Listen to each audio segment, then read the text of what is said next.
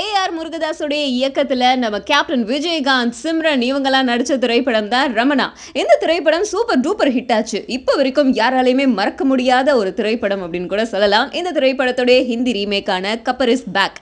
கிருஷ் இயக்கத்துல இந்த திரைப்படம் மே 1ஆம் தேதி வெளிவந்திருக்கு. இந்த திரைப்படத்துல அக்ஷய் குமார், அவருக்கு ஜோடியா ஸ்ருதி ஹாசன் அண்ட் ஒரு பாடல்ல கரீனா கபூர் இவங்கெல்லாம் நடிச்சிருக்காங்க.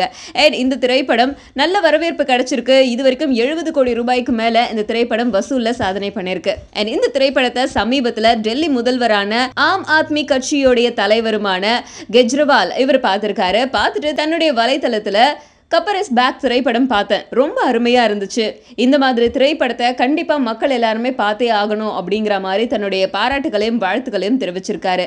இந்த திரைப்படத்தோடைய அடிப்படையே லஞ்சம், ஊழல் இதுக்கு எதிரானது அப்படிங்கறதால அரவிந்த் கெஜ்ரிவாலுக்கு இது ரொம்ப பிடிச்சு போச்சாம்.